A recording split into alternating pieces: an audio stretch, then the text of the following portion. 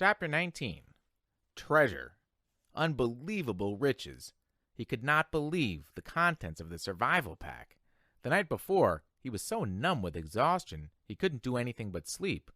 All day, and the water had tired him so much that, in the end, he'd fallen asleep sitting against the shelter wall, oblivious even to the mosquitoes, to the night, to anything. But with false gray dawn light, he had awakened instantly and began to dig in the pack to find amazing, wonderful things. There was a sleeping bag, which he hung to dry over his shelter roof on the outside, and a foam sleeping pad, an aluminum cook set with 4 little pots and 2 frying pans. It actually even had a fork and knife and spoon, a waterproof container with matches and 2 small butane lighters, a sheath knife with a compass in the handle. As if a compass would help him, he thought, smiling. A first aid kit with bandages and tubes of antiseptic paste, and small scissors. A cap that said Cessna across the front in large letters. Why a cap, he wondered. It was adjustable, and he put it on immediately. A fishing kit with 4 coils of line, a dozen small lures, and hooks and sinkers. Incredible wealth. It was like all the holidays in the world, all the birthdays there were. He sat in the sun by the doorway where he had dropped the night before, and pulled the presents, as he thought of them, out one at a time to examine them, turn them in the light, touch them, and feel them with his hands and eyes. Something that at first puzzled him. He pulled out what seemed to be broken off, bulky stock of a rifle, and he was going to put it aside, thinking it might be something else in the pack, when he shook it and it rattled. After working at it a moment, he found the butt of the stock came off, and inside there was a barrel and magazine and action assembly with a clip and a full box of 50 shells. It was a .22 survival rifle. He'd seen one once in the sporting goods store where he went for bike parts, and the barrel screwed onto the stock. He'd never once owned a rifle, had never fired one, but he'd seen them on television, of course, and after a few moments figured out how to put it together by screwing the action onto the stock, how to load it, and put the clip full of bullets into the action. It was a strange feeling, holding the rifle. It somehow removed him from everything around him. Without the rifle, he had to fit in, to be part of it all, to understand it and use it, the woods, all of it. With the rifle, suddenly, he didn't have to know, did not have to be afraid or understand. He didn't have to get close to a fool bird to kill it, didn't have to know how it would stand if he didn't look at it and moved off to the side. The rifle changed him. The minute he picked it up, and he wasn't sure he liked the change very much.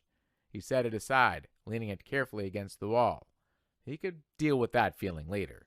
The fire was out, and he used a butane lighter and a piece of birch bark with small twigs to get another one started, marveling at how easy it was, but feeling again that the lighter somehow removed him from where he was, what he had to know. With a steady flame, he didn't have to know how to make a spark nest, or how to feed the new flames to make them grow. As with the rifle, he wasn't sure he liked the change. Up and down, he thought. The pack was wonderful, but it gave him up and down feelings. With the fire going, and sending the black smoke and a steady roar from a pitch-smelling chunk he put on, he turned once more to the pack, rummaging through the food packets. He hadn't brought them out yet because he wanted to save them until last, glory in them. He came up with a small electronic device, completely encased in a plastic bag. At first he thought it was a radio or cassette player, and he had a surge of hope because he missed music, missed sounds, missed hearing another voice. But when he opened the plastic and took the thing out and turned it over, he could see that it wasn't a receiver at all. There was a coil of wire held together on the side by tape, and it sprung into a 3-foot-long antenna when he took the tape off. No speaker, no lights, just a small switch at the top and on the bottom. He finally found in small print, "Emergency transmitter." That was it. He turned the switch back and forth a few times, but nothing happened. He couldn't even hear static, so, as with the rifle, he set it against the wall and went back to the bag. It was probably ruined in the crash, he thought. 2 bars of soap. He had bathed regularly in the lake, but not with soap, and he thought how wonderful it would be to wash his hair, thick with grime and smoke, dirt, frizzed by the wind and sun, matted with fish and foolbird grease. His hair had grown and stuck and tangled and grown until it was a clumped mess on his head. He could use the scissors from the first aid kit to cut it off and then wash it with soap. And then finally, the food. It was all freeze-dried and in such quantity that he thought, with this, I could live forever. Package after package he took out. Beef dinner with potatoes, cheese and noodle dinners, chicken dinners, egg and potato breakfasts, fruit mixes, drink mixes, dessert mixes, more dinners and breakfasts than he could count easily. Dozens and dozens of them all, packed in waterproof bags, all in perfect shape, and when he had them all out and laid them against the wall in stacks, he couldn't stand it, and he went through them again. If I'm careful, he thought, they'll last as long as I need them to last. If I'm careful. No, not yet. I won't be careful just yet. First, I'm going to have a feast. Right here and now, I'm going to go cooking up a feast and eat until I drop, and then I'll be careful. He went into the food packets once more and selected what he wanted for his feast. A 4-person beef and potato dinner with orange drink for appetizer and something called a peach whip for dessert. Just add water, it said on the packages, and cook for half an hour or so until everything was normal size and done. Brian went to the lake and got water in one of the aluminum pots and came back to the fire. Just that amazed him, to be able to carry water to the fire in a pot. Such a simple act. And he hadn't been able to do it for almost 2 months. He guessed at the amounts and put the beef dinner and peach cobbler on to boil, then went back to the lake and brought water to mix the orange drink. It was sweet and tangy, almost too sweet, but so good that he didn't drink it fast, held it in his mouth, and let the taste go over his tongue, tickling the sides, sloshing it back and forth, and then down, swallow, then another. That, he thought, that is just fine. Just fine. He got more lake water and mixed another one and drank it fast, then a third one, and he sat with that near the fire, but looking out across the lake, thinking how rich the smell was from the cooking beef dinner. There was garlic in it and some other pieces, and the smells that came up to him and made him think of home, his mother cooking, the rich smells of the kitchen. And at that precise instant, with his mind full of home and the smell from the food filling him, the plane appeared. He had only a moment of warning. There was a tiny drone, but as before, it didn't register. Then suddenly, roaring over his head low and in the back of the ridge, a bush plane with floats fairly exploded into his life. It passed directly over him, very low, tipped a wing sharply over the tail of the crashed plane in the lake, cut power, glided down the long part of the L of the lake, then turned and glided back, touching the water gently once, twice, and settling with a spray to taxi and stop with its floats gently bumping the beach in front of Brian's shelter. He had not moved. It had all happened so fast that he hadn't moved. He sat with the pot of orange drink still in his hand, staring at the plane, not quite understanding it yet, not quite knowing yet that it was over. The pilot cut the engine, opened the door, and got out, balanced and stepped forward on the float to hop out onto the sand without getting his feet wet. He was wearing sunglasses, and he took them off to stare at Brian. "I heard your emergency transmitter.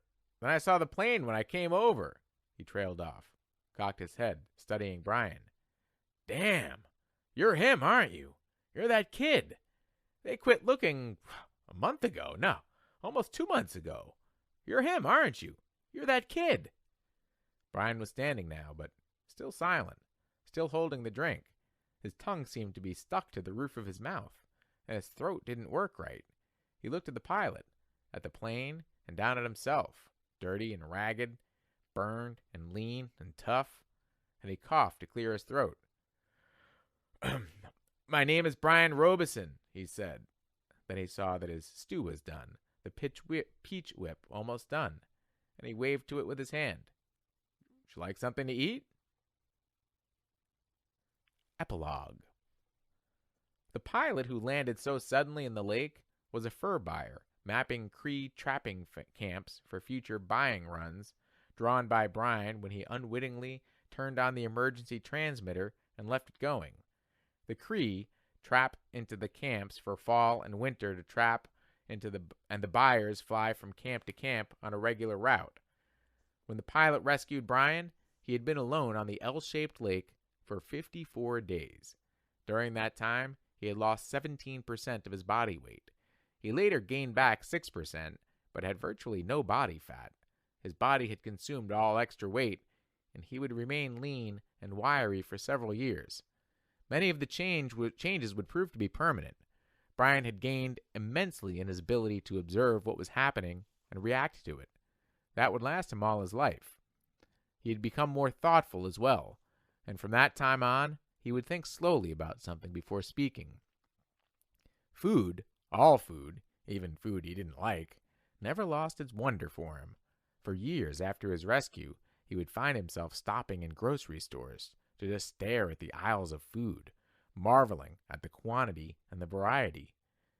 There were many questions in his mind about what he'd seen and known, and he worked at research when he got back, identifying the game and berries. Gut cherries were termed choke cherries and made good jelly. The nut brushes where the fool birds hid were hazelnut bushes. The two kinds of rabbits were snowshoes and cottontails. The fool birds were ruffed grouse, also called fool hens by trappers for their stupidity. The small food fish were bluegills, sunfish, and perch. The turtle eggs were laid by a snapping turtle, as he had thought. The wolves were timber wolves, which are not known to attack or bother people. The moose was a moose. They were also the dreams. He had many dreams about the lake after he was rescued. The Canadian government sent a team to recover the body of the pilot, and they took reporters, who naturally took pictures and film of the whole campsite, the shelter, all of it. For a brief time, the press made much of Brian, and he was interviewed for several networks, but the furor died within a few months. A writer showed up who wanted to do a book on the complete adventure, as he called it, but he turned out to be a dreamer, and it all came to nothing but talk. Still, Brian was given copies of the pictures and tape, and looking at them seemed to trigger the dreams. They were not nightmares. None of them was frightening, but he would awaken at times with them, just awaken and sit up and think of the lake, the forest, the fire at night, the night birds singing, the fish jumping, sit in the dark alone and think of them, and it was not bad, and it would never be bad for him. Predictions are, for the most part, ineffective, but it might be interesting to note that had Brian not been rescued when he was, had he been forced to go into a hard fall, perhaps winter, it would have been very rough on him. When the lake froze, he would have lost the fish, and when the snow got deep, he would have trouble moving at all. Game becomes seemingly plentiful in the fall. It's easier to see with the leaves off the brush, but in winter, it gets scarce, and sometimes simply non-existent. As predators, fox, lynx, wolf, owls, weasels, fisher, marten, northern coyote, sweep through areas and wipe things out. It is amazing what a single owl can do to a local population of ruffed grouse and rabbits in just a few months. After the initial surprise and happiness from his parents at his being alive, for a week it actually looked as if they might actually get back together, things rapidly went back to normal. His father returned to the northern oil fields, where Brian eventually visited him, and his mother stayed in the city, working at her career in real estate, and continued to see the man in the station wagon. Brian tried several times to tell his father, came really close once to doing it, but in the end, never said a word about the man or what he knew. The secret.